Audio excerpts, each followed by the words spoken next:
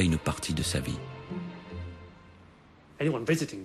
Pour qui souhaite visiter la City, quand vous franchissez les limites de cette enclave autonome, vous tombez nez à nez avec des statues du griffon.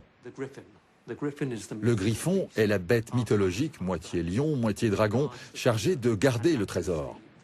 C'est le symbole de la City of London que l'on voit dès l'entrée dans la City. À chaque grande intersection, un griffon se tient là pour signifier « Vous entrez maintenant dans le trésor, vous entrez dans un nouveau territoire. Ici, c'est nous qui avons le pouvoir. »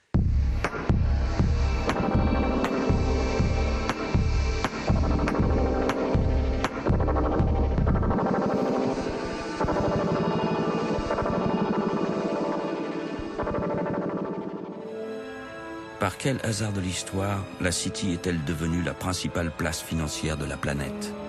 L'endroit où s'effectue la moitié des entrées en bourse internationale, où se concentrent 80% des hedge funds européens. Tout cela est le fruit de la longue histoire d'une cité médiévale, placée sous l'autorité de Dieu et indépendante de la couronne depuis bientôt 1000 ans. Cela fait de la City l'entité politique la plus ancienne au monde. Des siècles durant, l'argent a prospéré à la City. Sans elle, le Royaume-Uni n'aurait pu financer son expansion coloniale, ses guerres contre Napoléon ni sa révolution industrielle. C'est grâce à la City of London que la couronne a pu souvent exaucer ses rêves de grandeur. La City ne manque pas une occasion de le lui rappeler. Nous sommes au pied de Saint-Paul, à Temple Bar, un lieu très symbolique. C'est ici que monarques et souverains doivent se défaire de leurs attributs armés avant de se placer sous la protection de la City. La reine Victoria, par exemple, lors de son jubilé de diamant, a eu à se défaire de ses armes et insignes. Elle a été accueillie avec une épée, celle-là même que la reine Elisabeth offrit pour l'ouverture de la Bourse Royale, qui se trouve sur Paternoster Square. Ce lieu est donc chargé d'histoire. De ce côté, vous avez Ave Maria Street, là c'est Amen Street. Un lieu consacré à Dieu, à l'argent, mais assurément pas à la démocratie. Historien de formation, Lord Maurice Glassman est l'un des rares universitaires britanniques à avoir étudié les ressorts politiques de la City. La façon dont la cité médiévale est devenue un pilier majeur de l'establishment britannique. La City s'est dotée d'un parlement, né plusieurs siècles avant que la monarchie ne devienne à son tour parlementaire. Créée à l'origine par des citoyens libres, ou freemen, la City est le berceau historique de la démocratie britannique. Pour élire ses parlementaires, la City a mis en place un système électoral complexe, sans aucun équivalent au monde. Peuvent y voter les résidents de la City, mais aussi les entreprises qui y sont implantées, sans oublier les citoyens d'honneur, titre honorifique exceptionnellement accordé à des personnalités britanniques ou étrangères. Vous avez des entreprises comme Goldman Sachs, des banques chinoises, autrement dit des apparatchiks communistes, qui peuvent voter aux élections à la City of London, tout ça le plus légalement et le plus légitimement du monde. Ce n'est pas simple de comprendre comment le capital a pu conquérir la plus insolite, la plus dense, la plus intensément démocratique cité du monde.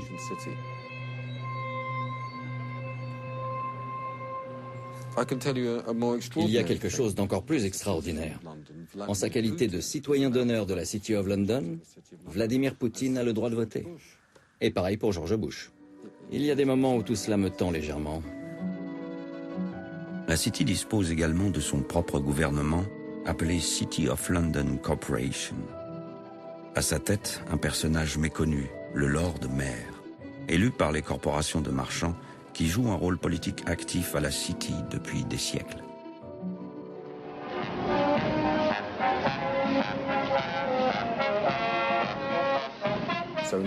À Londres, nous avons un maire élu par le peuple, mais sans réel pouvoir. Son nom est Boris Johnson. Et nous avons un autre maire élu par personne, mais extrêmement puissant, le Lord Mayor de la City. Bienvenue en Angleterre.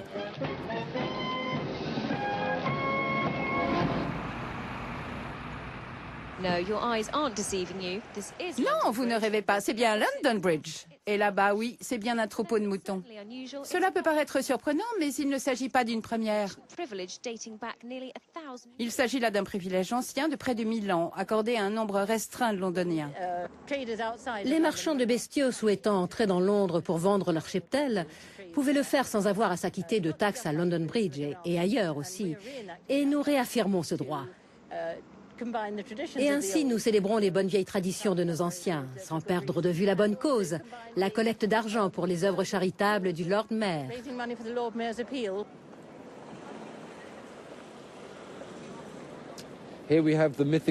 Nous voici face aux moutons mythiques et aux Freeman, ce citoyen libre qui faisait passer ses moutons par London Bridge. Londres était alors le centre du commerce international dans le nord de l'Europe et les Freeman n'avaient pas à payer de taxes. Et l'histoire de la City of London a beaucoup à voir avec l'allergie à l'impôt.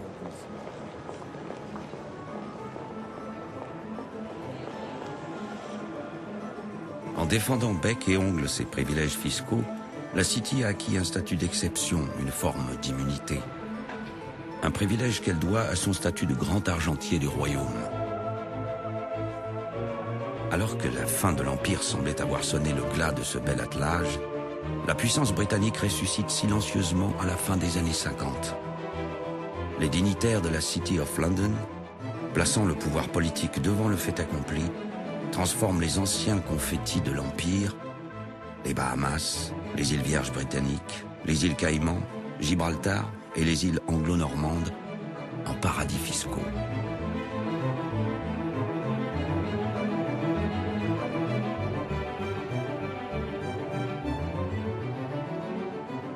Londres est au cœur d'une galaxie de satellites.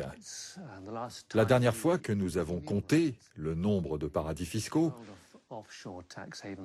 nous sommes arrivés à un total de 60 pays, dont la moitié est directement issue de l'ex-empire britannique. Ils battent peu ou prou pavillon britannique et sont étroitement liés à la City of London. Ils fonctionnent sur le droit anglais, on recourt à des banques anglaises, dont beaucoup sont très présentes à la City. C'est cela qui vaut à Londres d'être à la fois la plus grande place financière et le plus grand paradis fiscal de la planète. En créant ces centres offshore qui pratiquent souverainement le secret bancaire et la non-imposition, la City forge une pièce maîtresse de la globalisation financière à venir. En quelque sorte, elle la préfigure.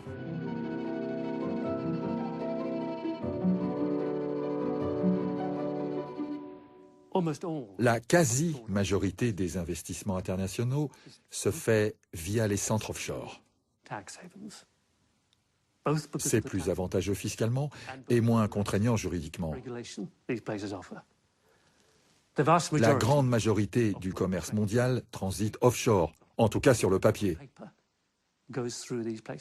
Cela permet aux multinationales de faire basculer le profit du pays où il a été créé vers ces juridictions où elles peuvent échapper à l'impôt.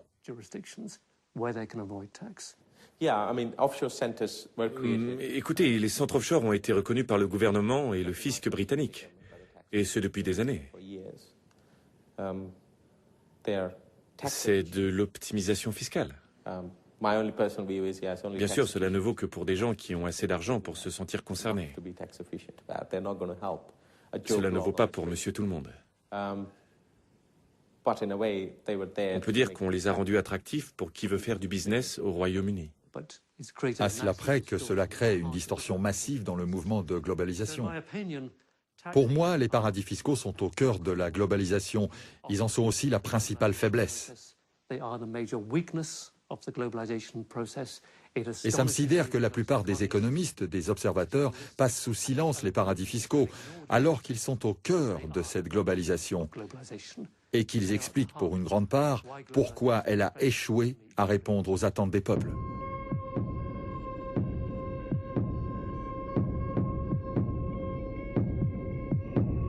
What is this about big? You know, seeing the big picture, having the big idea. When I was growing up, I wanted to be the big man. I never wanted to be the little man. Even the little man wanted to be the big man. You go to America, you want to go to the big apple, not the little apple. When I get up in the morning, I want a big breakfast. I want my girlfriend to say, "Good morning, big boy." To which I'll reply, "I've got a big day today, a big meeting with the big chief from a big studio. It's a big time for the big bucks."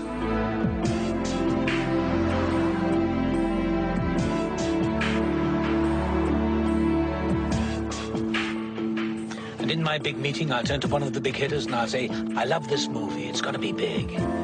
There's only one small problem, my fee. I'd like it to be, what's the word?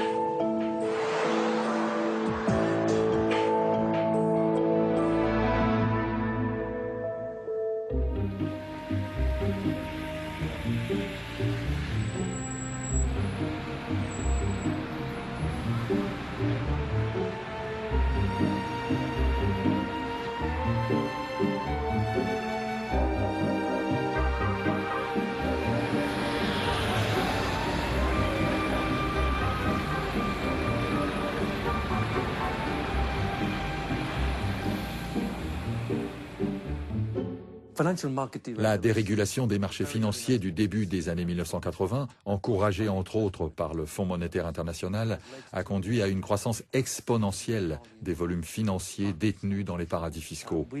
Ici, on ne parle plus en milliards, mais en milliers de milliards. D'après les derniers chiffres dont on dispose, il est question de 20 000 milliards de dollars. Cela fait beaucoup d'argent. Pour donner un ordre de grandeur, cela serait suffisant pour régler l'ardoise de la crise économique actuelle. Et si des impôts étaient perçus sur les intérêts que rapporte cet argent, nous pourrions financer l'intégralité du plan anti-pauvreté des Nations Unies.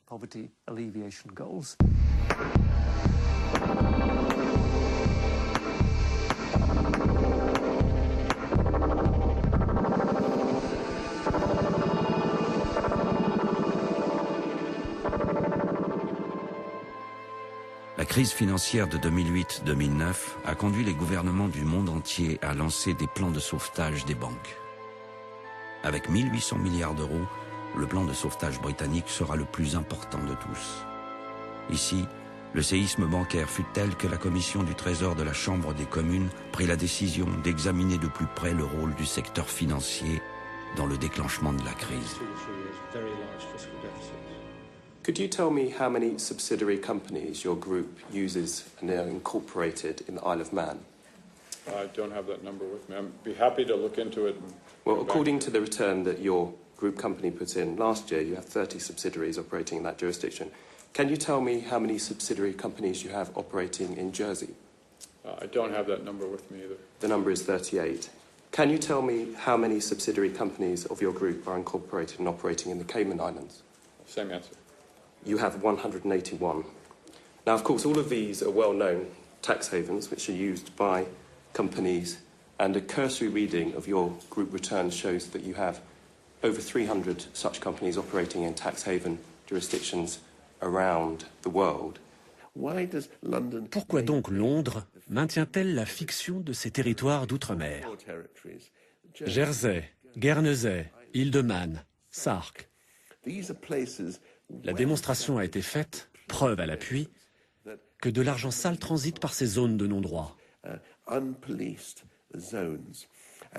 Et quand la City a de l'argent qu'elle préfère ne pas manipuler directement, elle l'envoie à Jersey. Pourquoi Jersey?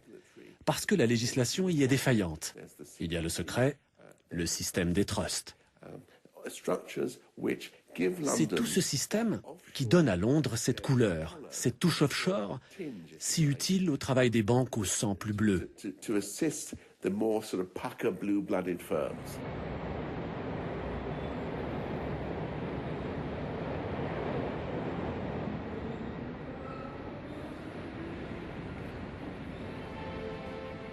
Observer le monde offshore est un exercice complexe, parfois déconcertant, souvent effarant.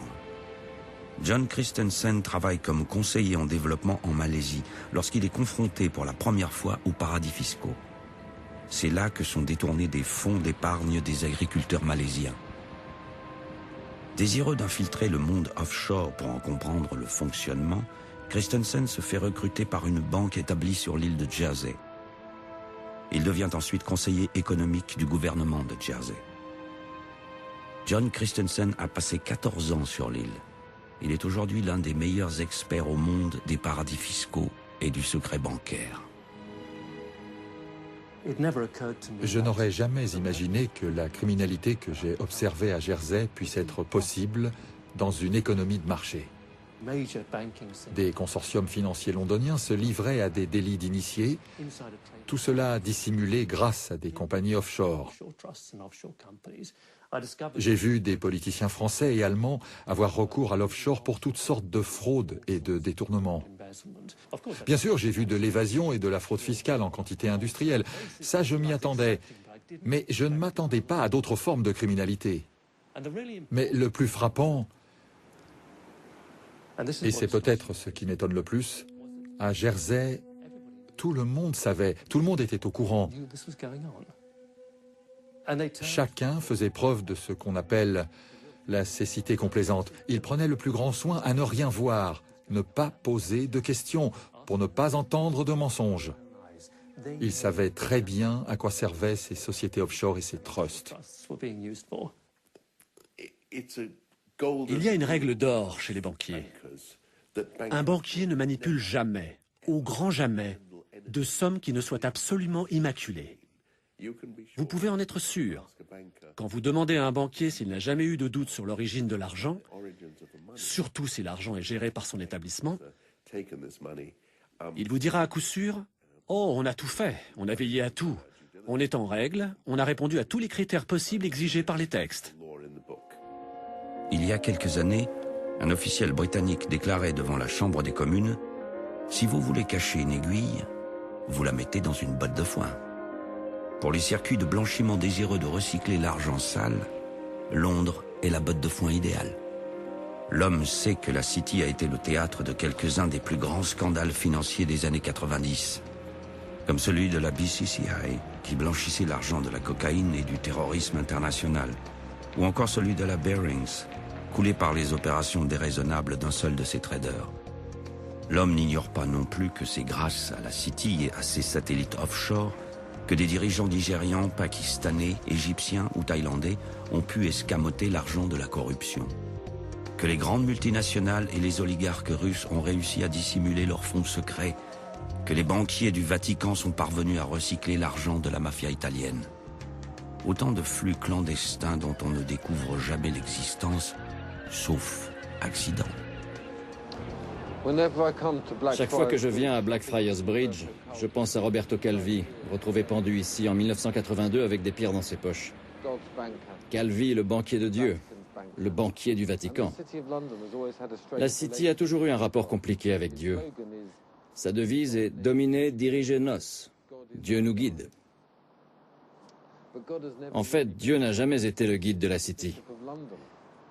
Le guide, ce fut l'évêque de Londres, venu accueillir Guillaume le Conquérant aux portes de la ville afin de préserver la liberté de la City. La City n'a jamais vénéré Dieu, mais elle a toujours vénéré l'argent. L'argent est un maître infiniment plus exigeant.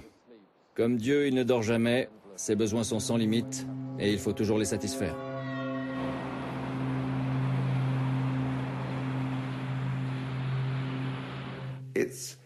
Londres est une tuyauterie complexe. Et cela ne fait aucun doute. Londres est un aimant pour les gens les plus riches du monde. Cela n'est pas un hasard non plus si cet argent est souvent douteux. Pourquoi Londres est si attractif pour ceux qui manipulent l'argent sale? À cause d'une croyance extraordinaire qui perdure depuis toujours, selon laquelle Londres est à la pointe. Londres est au premier plan. Londres est tout à fait spécial. On est là au cœur des standards de qualité. Cela a à voir avec le fait d'être anglais. Tout cela pour le blanchisseur, c'est le visa ultime, l'imprimature, le sceau de l'excellence.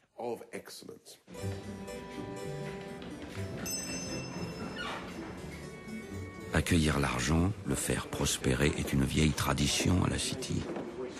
Et le respect des vieilles traditions est une seconde nature, presque une raison d'être pour la Grande-Bretagne.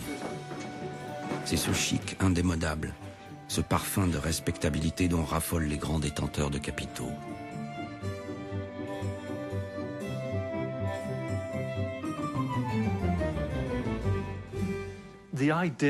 L'idée selon laquelle les paradis fiscaux servent avant tout au blanchiment d'argent de la drogue par exemple, ou au recyclage de l'argent du crime, cette idée doit être écartée, c'est un enjeu mineur. Les paradis fiscaux servent d'abord aux banques les plus importantes, aux entreprises et aux élites les plus puissantes. Et tous ces gens utilisent les paradis fiscaux d'une façon qui, sur le papier, est totalement légale. Escamoter des flux financiers, les mettre à distance des contrôles étatiques, tout cela est désormais pratique courante dans le monde du grand business. Pour brouiller les pistes, les paradis fiscaux sont l'outil imparable. La clé des circuits offshore réside dans le secret bancaire. Le secret bancaire n'est pas le fruit du hasard. Le secret est fabriqué, délibérément fabriqué, et ce grâce à des mécanismes légaux.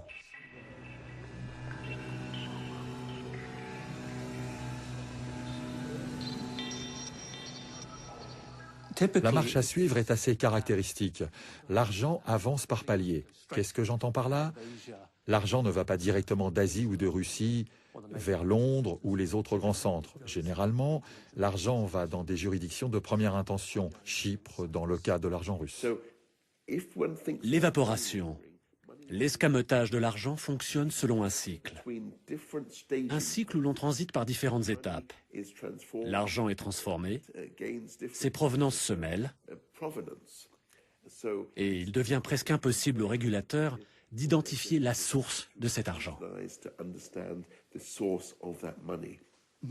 La plupart des trusts offshore que j'ai pu observer, y compris ceux que j'ai moi-même créés, ont adopté ce que j'appelle des flee clauses.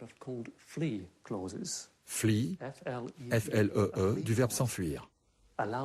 La flee clause leur permet de s'enfuir immédiatement.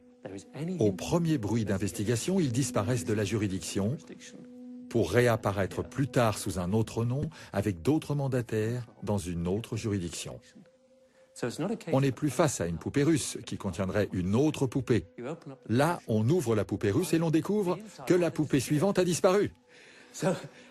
Et tout cela a été construit en toute légalité pour entraver ou empêcher toute investigation, qu'elle vienne de la police, du fisc ou de toute autre autorité.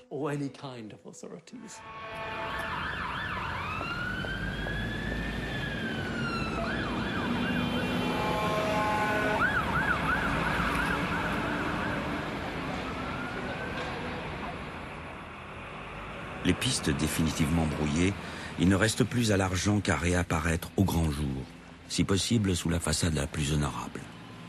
Capitale mondiale de la finance, Londres est cette façade la plus honorable.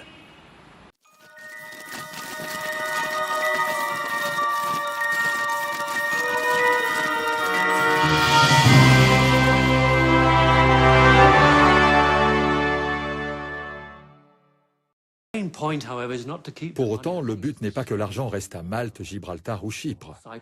Ce ne sont pas des grands centres financiers. L'idée est que l'argent arrive à Londres. Une fois là, il sera à peu près définitivement à l'abri des investigations. Il aura même l'apparence de l'argent propre. Et à partir de là, l'argent peut repartir de Londres pour s'investir n'importe où dans le monde sans fiscalité ou presque.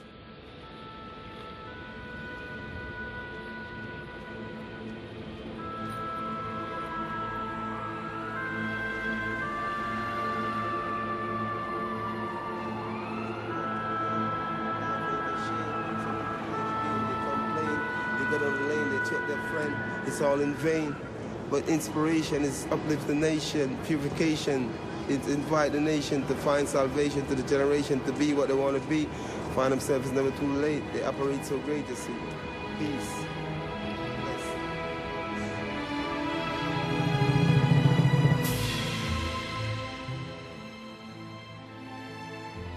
Pour que la mécanique des paradis fiscaux imparable dans son principe, fonctionne pleinement, il reste un dernier palier à franchir, l'ultime palier. Londres aurait-elle pu devenir ce qu'elle est devenue sans le secret, les astuces fiscales, tout ce qui concourt à faire de Londres un paradis fiscal? À mon avis, absolument pas. Cela a même été le principal argument de vente de Londres. Cet argument de vente ne vient pas du ciel. Il a été créé dans la plus grande discrétion, avec minutie, au prix d'une intense pression de la City elle-même et avec la bénédiction du pouvoir politique à Westminster.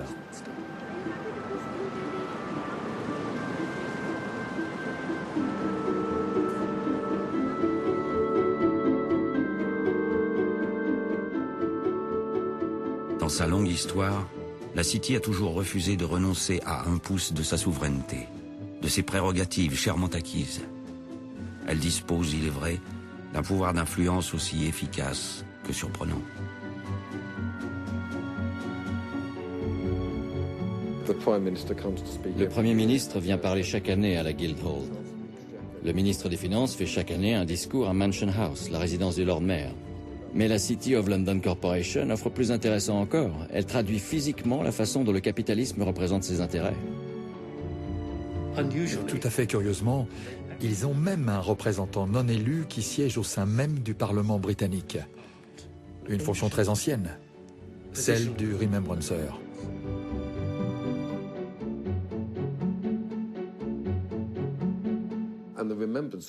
Le Remembrancer est apparu, je crois, vers 1520. Son rôle était de défendre les intérêts de la City directement au Parlement. Le Remembrancer siège aux côtés du président de la Chambre des communes. C'est le seul lobbyiste à pouvoir siéger aux communes. C'est tout à fait étonnant. Il peut entrer dans la Chambre et briefer les députés en séance. Le Remembrancer veille à ce que le Parlement ne remette pas en cause les droits historiques, les privilèges patrimoniaux de la City. Le Remembrancer a également un accès direct au ministre, tenu de lui répondre dans les 24 heures quand il appelle. Le nom du Remembrancer actuel est Mr. Double, ce qui ajoute à la beauté des choses. C'est tout à la fois un homme absolument charmant et un lobbyiste tout à fait redoutable. Et le boulot de Mr. Double, comme Remembrancer, est de rappeler à chacun au Parlement où réside le vrai pouvoir.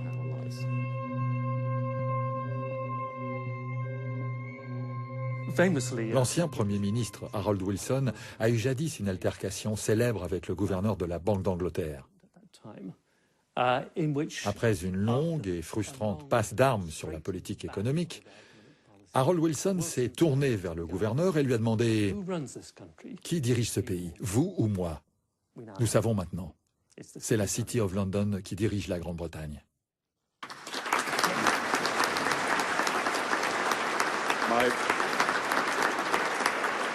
My Lord Mayor, my late Lord Mayor, Your Grace, my Lord Chancellor, Your Excellencies, my Lords, Aldermen, Sheriffs, Chief Commoner, ladies and gentlemen. La première priorité du Parti travailliste, avec Tony Blair et surtout Gordon Brown, fut d'accepter la suprématie du capital financier, de laisser la croissance économique intégralement aux mains de la City. Le Parti travailliste a laissé la City libre de ses appétits. On comptait sur l'argent de la City pour financer la politique intérieure et extérieure du pays.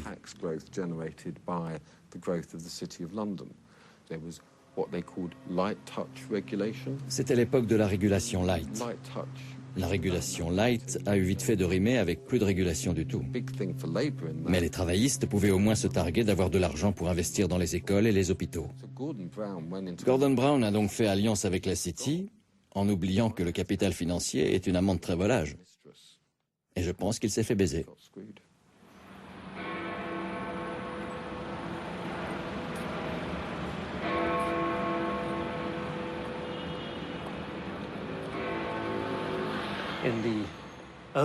Au tout début de la décennie 2000, le gouvernement britannique a été jusqu'à vendre les bâtiments des centres des impôts. Autrement dit, son propre parc immobilier à une compagnie privée basée dans un paradis fiscal.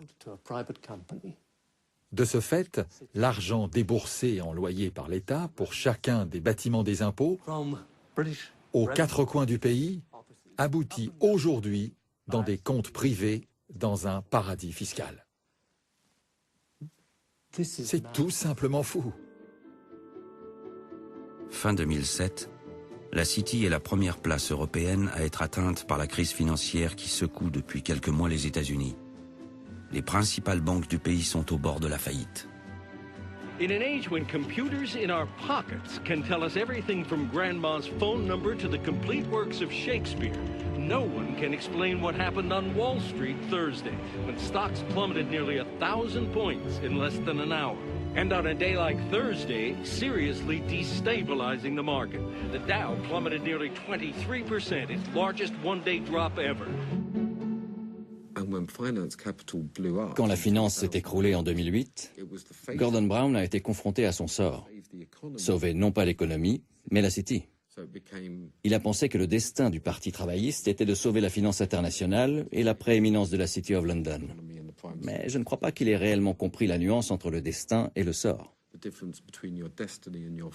Au bout du compte, la City a fait et défait la carrière de Gordon Brown. Et l'un ne vaut pas mieux que l'autre.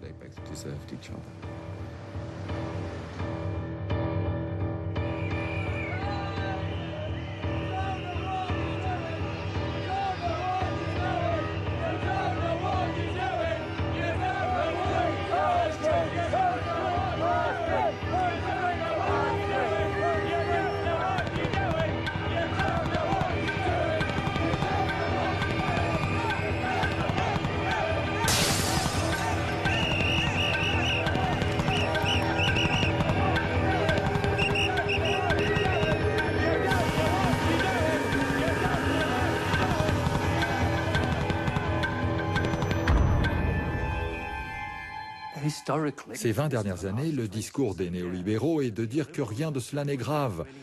L'argent tourne quand même et c'est génial. La globalisation, ça marche. Sauf que ce qu'on voit aujourd'hui, c'est que l'argent n'est pas utilisé dans une optique réellement entrepreneuriale. En vérité, cet argent ne fait que semer la ruine sur les marchés. En gros, cet argent est là pour être brassé rapidement, pour maximiser les gains en capitaux via les investissements en patrimoine ou la spéculation internationale. On le sait car aujourd'hui, en 2011, on voit des sociétés en Europe et en Amérique détenir des réserves records de liquidités simplement parce qu'elles ne savent plus où placer leur argent.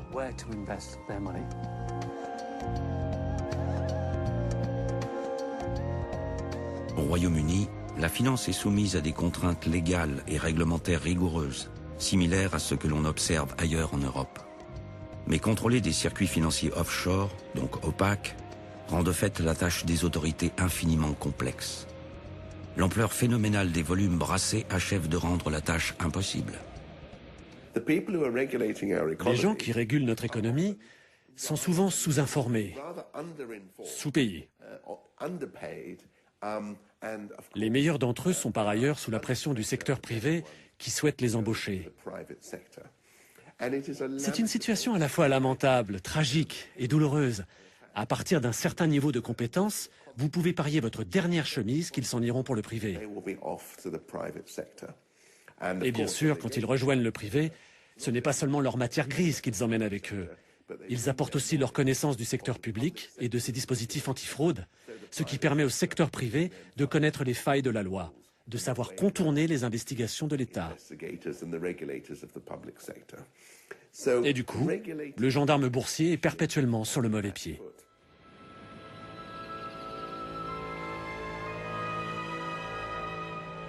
La crise financière de 2008-2009 fut une occasion manquée historique de réformer la finance internationale. Passé le temps du remords et de la contrition apparente, la City s'est remise peu à peu à ses bonnes vieilles habitudes. Survivre à la crise, sans avoir eu à renoncer ni au secret bancaire ni à la fuite devant l'impôt, est une performance de premier ordre.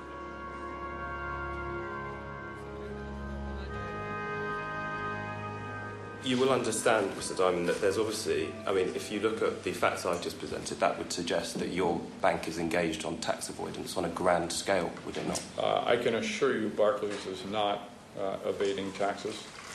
And if I can assure you that it is our obligation... Sorry, that wasn't the question I asked. I said avoidance. I was very careful not to use the word evasion, Mr. Diamond. Well, I don't know what I think tax evasion is a very clear phrase, and it's a space we would never go to. And I didn't use the word. And I chose the word tax efficiency, which is our obligation, and it's something that is in line with government policy. But your efficiency may be our avoidance. Can I just perhaps finish by asking? I don't think that's the case. You don't think that's the case? 150 milliards d'euros de pertes fiscales chaque année du fait de l'évasion fiscale et de la fuite devant l'impôt, c'est absolument colossal. Si le peuple britannique prenait la pleine mesure de ce qui se passe, s'il savait qu'il pourrait bénéficier non seulement de meilleurs services publics, mais en plus de baisses d'impôts, je crois qu'il serait plus présent dans les rues aujourd'hui. Pas de si, pas de mais, non à l'austérité. Pas de si, pas de mais, non à l'austérité.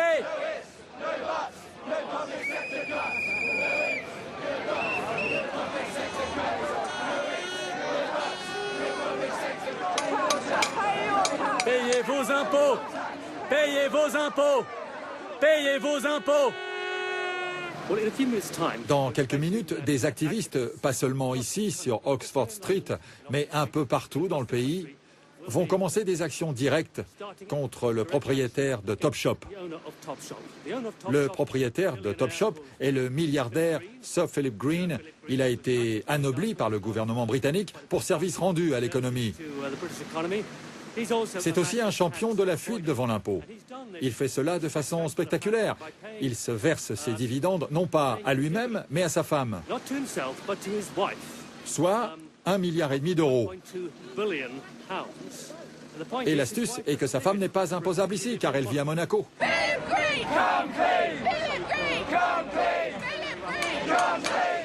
Payez vos impôts, payez vos impôts, payez vos impôts. Ce qui a particulièrement enragé les Britanniques est que le gouvernement ait nommé quelqu'un comme Philip Green pour le conseiller sur ses plans d'austérité. On voit dans quel mépris ce gouvernement tient le pays quand il ose faire appel à un individu de ce genre pour l'aider dans ses plans d'austérité budgétaire.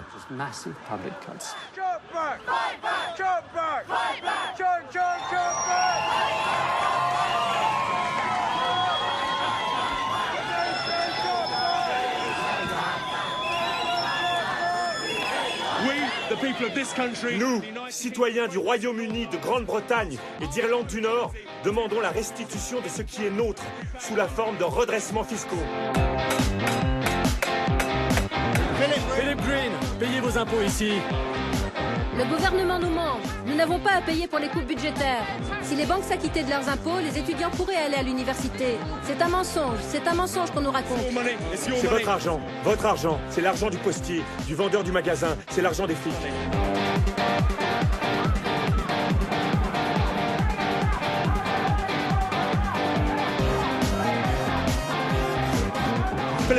Philip Green ne manque pas de nous rappeler que nous sommes ici chez lui. Et nous tenons à lui rappeler qu'il s'est accaparé ce qui nous appartient, par le biais des impôts qu'il ne paie pas aux services fiscaux de Sa Majesté.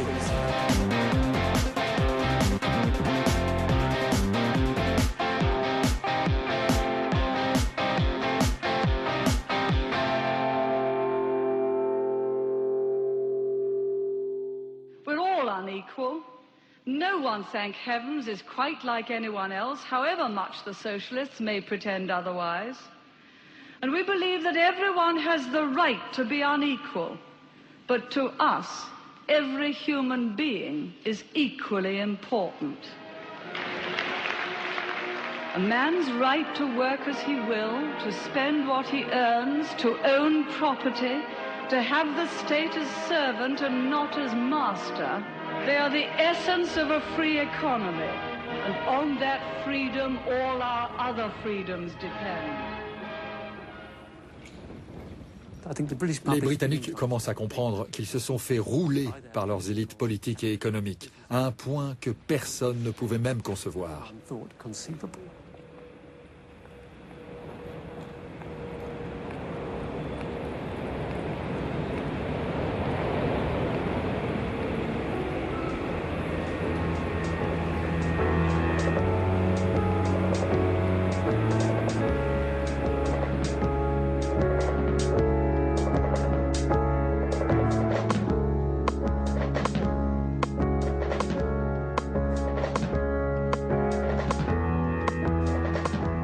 estimated 75,000 homes will be repossessed this year, and nearly 2 million households already await social housing. The housing crisis is real. Please help us to provide urgent advice and support.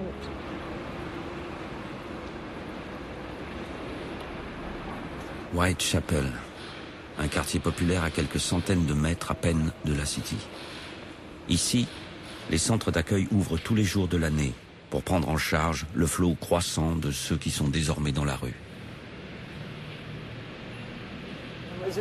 La situation s'est aggravée. Ah oui. J'ai vu les choses changer. C'est terrible. Plus encore depuis la crise financière. Ah ouais. Pourquoi selon vous? Les gens n'ont plus de sous. De l'autre côté, là-bas, les gens ont de l'argent. Ouais, mais pas par ici. J'ai dû appeler pour mettre ma bague en gage. Vous êtes sérieuse? Ah, je le jure devant Dieu. J'ai besoin d'argent pour nourrir mes gosses. Vous avez combien d'enfants? J'en ai 4 qui vivent par ici. Vraiment? Bonjour tout le monde. Bonjour. Comment ça va?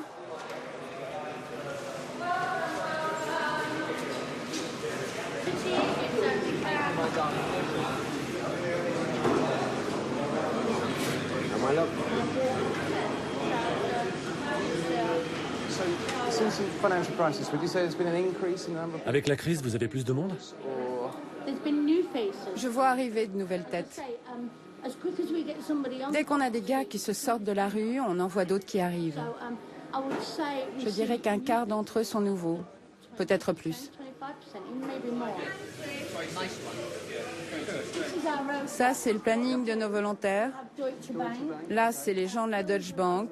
Là, on a Allen and Overy. Là, c'est la Bank of New York.